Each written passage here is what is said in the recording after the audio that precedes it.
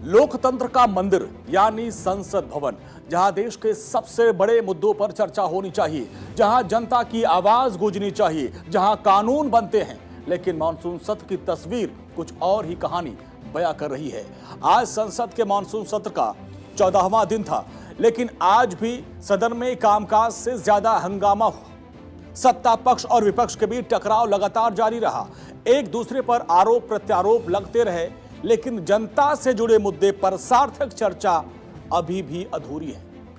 सरकार का आरोप है कि विपक्षी दल संसद नहीं चलने दे रहे हैं, जबकि विपक्ष पैलेट गन का मुद्दा जोर शोर से उठा रहा है और विपक्ष कह रहा है कि सरकार जवाब देने से बच रही है।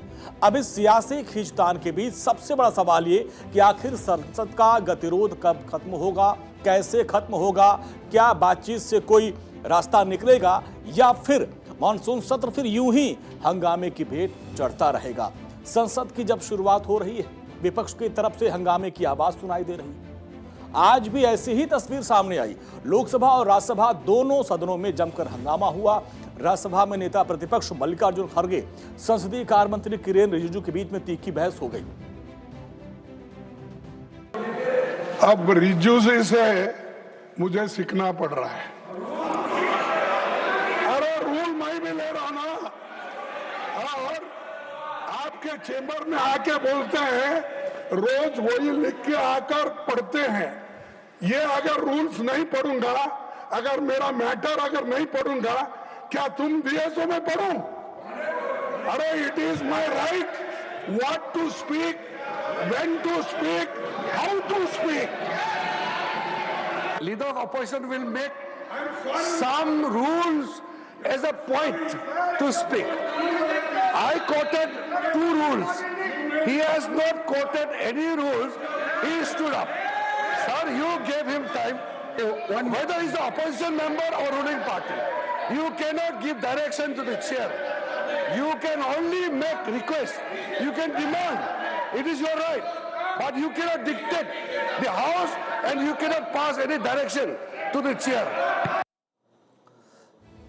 संसद सत्र के 14वें दिन भी दोनों सदनों की कार्रवाई शुरू तो हुई, लेकिन कुछ ही मिनटों में हंगामे की भेंट चढ़ गई। लोकसभा और राज्यसभा दोनों को स्थगित करना पड़ा। अब 14वें दिन की कार्रवाई क्या रही, जरा आप समझिए कि किस तरीके से। आप देखिए, करीब 18 मिनट लोकसभा की कार्रवाई चली और राज्यसभा की आप देख लीजिए 2 घंटा 37 मिनट, यानी 14वें दिन की जो कार्रवाई है, पूरे दिन हंगामा। अब सिर्फ 18 मिनट अगर लोकसभा में कार्रवाई होगी तो आप सोचिए जनता से जुड़े मुद्दों पर बात कब होगी। गतिरोध को खत्म करने के लिए मोदी सरकार एक्शन में है। लगातार दूसरे दिन भी केंद्रीय संसदीय कार्य मंत्री किरेन रिजिजू लोकसभा में नेता प्रतिपक्ष राहुल गांधी से बातचीत की और दोनों के बीच सदन में डेडलॉक खत्म करने पर चर्चा की गई। बात किया, नहीं बात कर रहे। राहुल गांधी जी से मेरा अच्छा बात हुआ और एक विषय हमने रिक्वेस्ट किया है और बाकी विषय में भी बात किया है। हम तो चाहते हैं कि कांग्रेस और बाकी ऑपोजिशन पार्टी से हम लगातार बातचीत करते रहें और तालमेल करके काम करें। हम एक दूसरे के विरोधी हैं, दुश्मन तो नहीं है ना, तो देश हित में हम सब मिलके काम करें।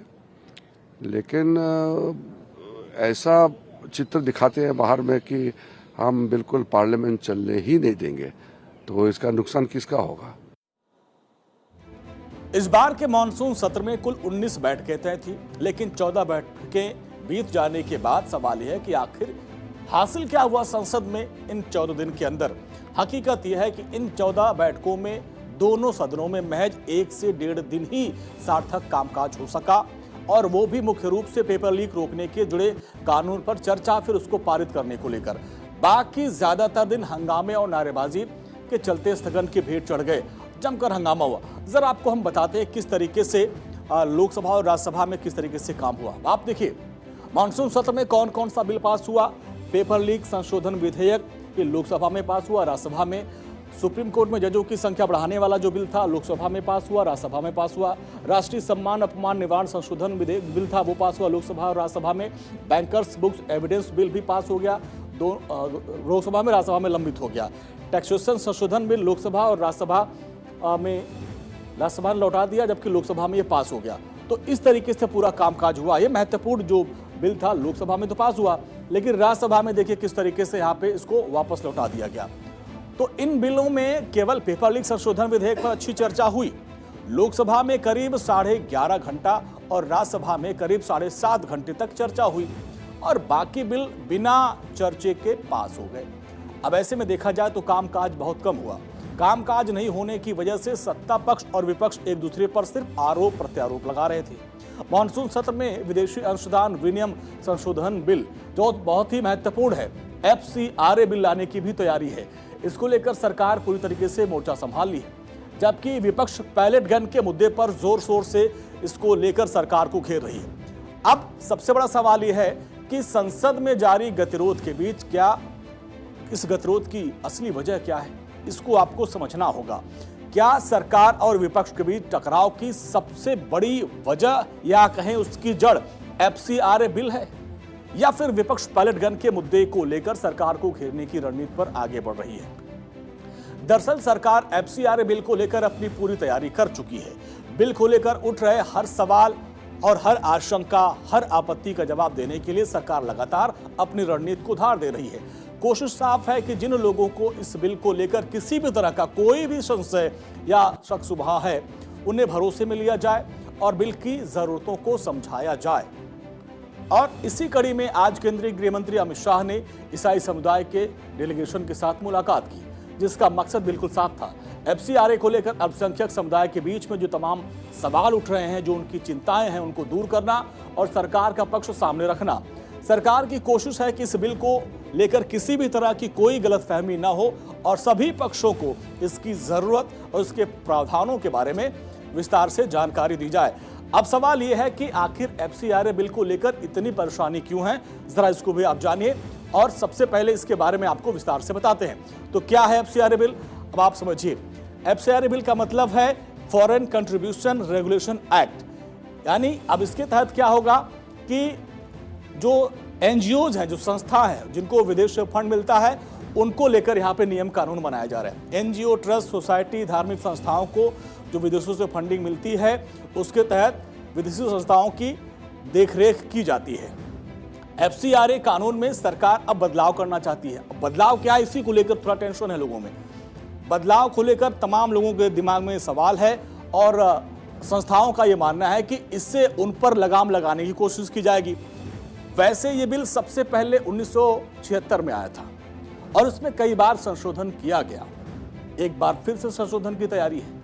अब ऐसे में सवाल ये कि जब FCRA बिल पहले से ही था तो फिर इसमें क्या परेशानी है, क्यों इतना संग्राम मचा हुआ है, तो इसके बारे में भी आपको विस्तार से बताते हैं। अब आप समझिए कि इसमें क्या इस बार संशोधन किया जा रहा है।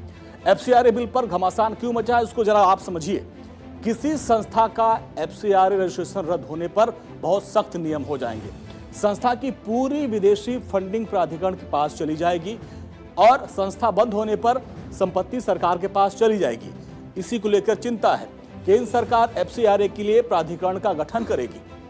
प्राधिकरण चाहे तो संपत्ति किसी को बेच भी सकता है। विदेशी फंड को दूसरे संगठन को ट्रांसफर करने के भी कड़े नियम हैं। नियम तोड़ने पर डायरेक्ट ट्रस्टी और प्राधिकारी जिम्मेदार होंगे और लाभार्थी को सालाना ऑडिट रिपोर्ट जमा करनी होगी। ये सबसे बड़ा पेच है, इसी को लेकर आपत्ति भी है।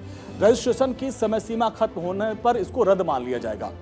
विदेशी फंडिंग खर्च करने की समय सीमा तय होगी और सस्पेंशन में संस्था की संपत्ति बेच या ट्रांसफर नहीं सकेगी। अगर संस्था सस्पेंड हो गई, उसके FCRA सस्पेंड हो गया तो कोई बिक्री नहीं कर सकती है। तो ये एक पेच है। उनको डर है कि अगर ऐसा होगा तो सरकार हमारे पूरे जो उनके एसेट है उसको अपने कब्जे में ले लेगी। हालांकि इसको लेकर गृह मंत्री अमित शाह ने लोगों की चिंताएं दूर की है कि सरकार इसको बेच या खरीद नहीं सकती है। उसको बहाल, रजिस्ट्रेशन उनका बहाल हो जाएगा तो वापस कर दिया जाएगा। मॉनसून सत्र अब अपने आखिरी पड़ाव पर है। सत्र की महज 5 बैठकें और बाकी हैं और इन्हीं बचे हुए दिनों में सरकार की नजर एक बड़े एजेंडे पर है। FCRA बिल को सदन में लाने और आगे बढ़ाने की पूरी तैयारी है, लेकिन सबसे बड़ी चुनौती वही है, संसद में जारी गतिरोध। लगातार हंगामे के चलते कई अहम मुद्दों पर चर्चा हो ही नहीं पा रही है। अब सरकार के पास बहुत ही सीमित समय है। ऐसे में सवाल यह है कि क्या सरकार और विपक्ष के बीच कोई सहमति बन पाएगी या फिर FCRA बिल भी राजनीतिक टकराव की भेंट चढ़ जाएगा। हालांकि कोशिश जारी है।